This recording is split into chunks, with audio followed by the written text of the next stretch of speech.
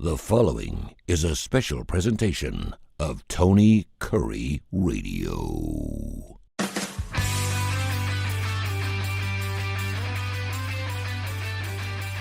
Welcome back to the Bite by Bite. He is Michael Coleman. He's the CEO of the Heart of Alabama Food Bank, HAFB.org, or HAFB, hashtag that bad boy. You can check out everything they got going on. And of course, we're getting now into food insecurities.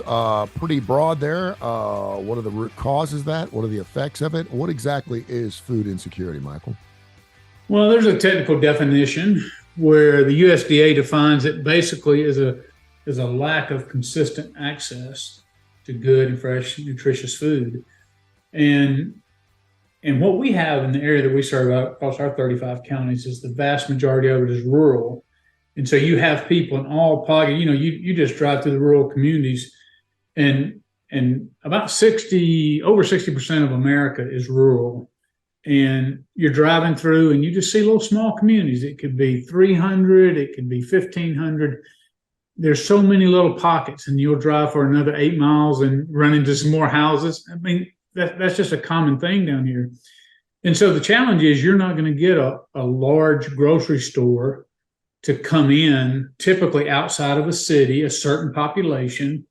Every store has their own thing. And so what ends up happening is, you might get a smaller grocery store, maybe a non-chain grocery store. Down here, we have something, it's a little grocery chain called AG Groceries, where you typically find them in some of the larger, small rural communities. But even then, maintaining fresh, getting access to there sometimes can still be 20 to 30 miles away from some of those stores. And getting there and getting fresh fruit is just more expensive. Yeah. Smaller store, don't move as much merchandise. So the people in that area who don't work in a bigger city and don't have the resources, maybe the transportation or whatever, to get somewhere, have to rely on like the Dollar Generals. Now, I don't say that to put Dollar General in a bad light, because I would tell you Dollar General as a company is really working hard right now to bring in to their stores fresh dairy, small pockets of it, but fresh dairy, fresh produce, things like that, because they recognize that there's so many, and they're in these rural communities, and they could be the difference in people getting fresh, affordable food. They may not be able to put on a full grocery store, but they're bringing some things just to help. And so there's just so many people out there that it's just so hard to get to fresh food. And it's with inflation as high as food has gotten, it's even worse in the rural communities where they don't have access to grocery stores. I think I heard last week that they're opening a dollar store every 3 minutes in this country. Does that sound right to you? Yes, I will tell you that.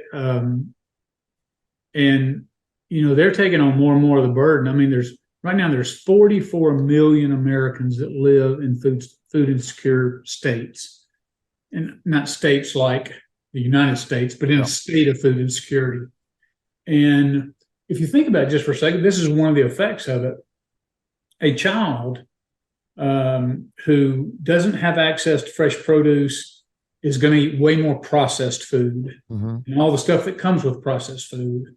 And if that's all they eat, and you have somebody that, it's not that somebody can't survive on that, we know they can, but you're talking about the next leaders of our communities. We're talking about the next doctors, and so we want them to be able to grow their bodies physically. We want them to grow mentally, and the brain and the organs function and all that kind of stuff. And if they grow up with an unhealthy diet, that can affect them the rest of their life and provide even more barriers to climbing out of those environments. So that's one of the serious causes. It's just a health problem. People in rural areas have greater health issues anyway, because just like you can't get access to grocery stores, it's very tough to get affordable housing. It's very tough to get access to health care. All those things are just huge challenges. We have so many remote hospitals and doctors' offices that continue to shut down. It's the old Sam Kinison bit, if they want to eat, they need to move closer to the food. Right. I'm not going to say it the way he did it, but But people need to realize, and I think that's something else. And this is really not our cup of tea. But I mean, when you're talking about just affordable housing in this country, period, that's why you're seeing a lot of people move out to the rural areas and hoping that the Dollar Generals and some of those things will actually come to them first, right? Yeah, and here's the challenge within food bankers. Like we know that you're not going to solve this problem if, and I have these discussions with other CEOs. We know that what we do is very important, but we also know that we're not gonna move the needle significantly just by distributing food. So all of us, when we come together, we start talking about, well, how do you start dealing with some of those root causes? And the tension really exists in when you start getting into things like affordable housing, when you start looking at food as health. Some people think, well, you're kind of getting into mission creep because your mission is to source and distribute food, and that's true. But then you naturally bump into some of these systemic issues, and so that's the tension that's always existing. Where, if we could deal with some of the underlying causes, then maybe we wouldn't have as many people needing the assistance.